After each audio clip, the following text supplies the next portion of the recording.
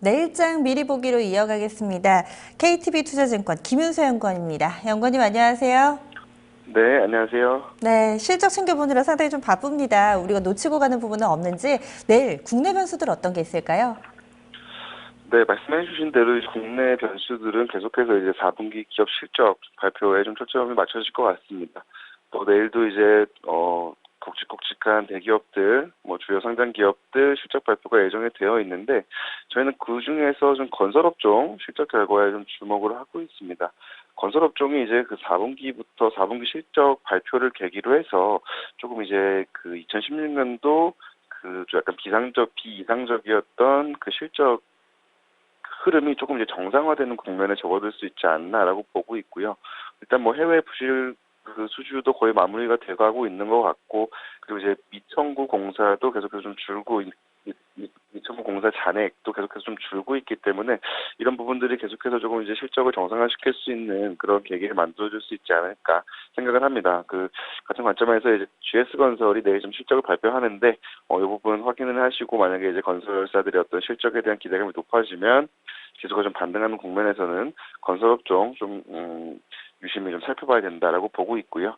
수급 관점에서는 뭐 계속해서 외국인 매도 계속해서 지속되고 있는데 이 부분이 좀 진정되는지 확인을 하셔야 되는데 이 부분은 이제 뭐 오늘 밤에 있을 또 해외 이벤트에 영향을 받게 되겠죠. 그래서 이 부분은 또 해외 실적, 해외 변수와 좀 연관 지어서 좀 확인을 해보셔야 될 것 같습니다. 그럼 해외 쪽에서 볼 것들도 이어서 좀 알려주세요. 일단 지금 시장에서 가장 기다리고 있는 건 정책 기대감인 것 같습니다.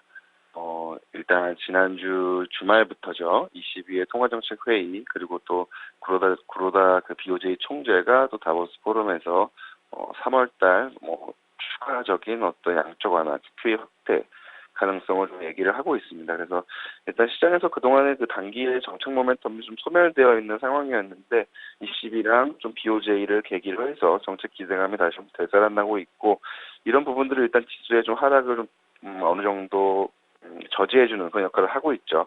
근데 문제는 이제 22랑 BOJ만 갖고는 조금 약할 수 있습니다.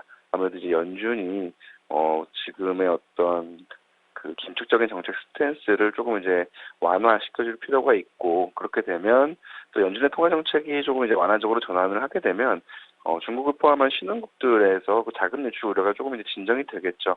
그렇게 되면 중국의 통화 정책도 좀 더 이제 적극적으로 경기를 부양할 수 있는 여력이 생깁니다. 지금 이제 자금 유출 우려 때문에 인민은행이 뭐 지준율 인하라든지 기준금리 인하의 조치를 좀 계속해서 미루고 있는 상황인데요. 결국엔 연준이 좀 더 완화적인 정책 스탠스를 보여줘야 그렇게 그 달러가 좀 약해지고 신흥국의 자금 유출 우려가 진정이 되기 때문에 그제서야 이제 중국도 좀 더 적극적으로 통화 정책을 사용할 수가 있습니다. 그리고 그런 시나리오가 이제 분명히 국내 증시에는 굉장히 우호적인 시나리오가 되겠죠. 그래서 이런 관점에서 이번 주에 있을 1월 FOMC 회의 굉장히 중요하고 한국 시간으로 28일 4시에 발표가 됩니다. 일단 또 다시 연준에게로 그 전 세계 이목이 집중이 되고 있기 때문에 이 결과를 확인하시기 전까지는 조금 이제 방향성 없이 좀 기다리시는 그런 전략 필요하실 것 같고 마지막으로 이제 국제 유가입니다. 어제 이제 유가가 다시 떨어지면서 미국 증시를 다시 좀 강하게 끌고 내려왔는데 국제 유가 반등 여부에 따라서 또 내일 국내 증시에 좀 방향성이 결정될 수 있지 않을까라고 생각하고 있습니다.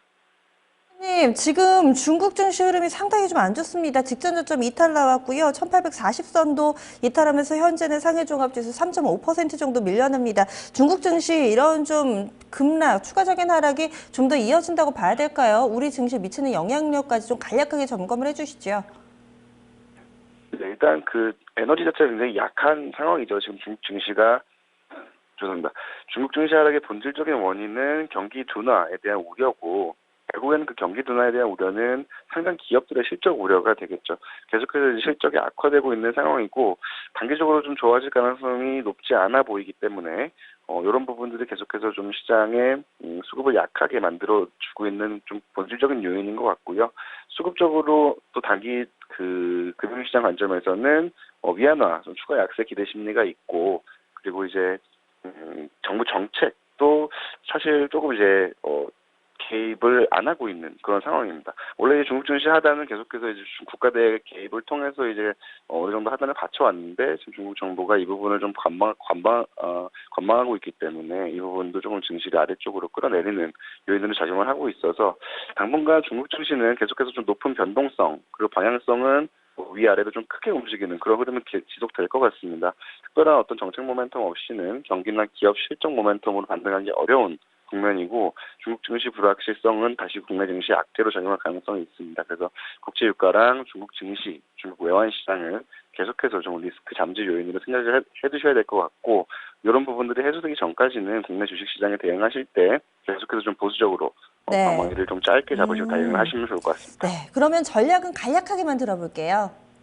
네, 앞서 다 말씀드렸듯이 매크로 리스크 여전하기 때문에 관망하시고 연준 정책 회의 결과를 보고 전략을 다시 세우자라고 말씀을 드리겠고요. 반등 국면에서는 건설업종, GS건설이나 현대건설 좀 적극적으로 매수할 수 있겠다라고 좀 말씀드리겠습니다. 말씀 고맙습니다. 네, 감사합니다. 마감 앞두고 있는데요. 약간은 좀 불안하네요. 잠시 후 2부에서 좀 더 자세한 내용 짚어보겠습니다.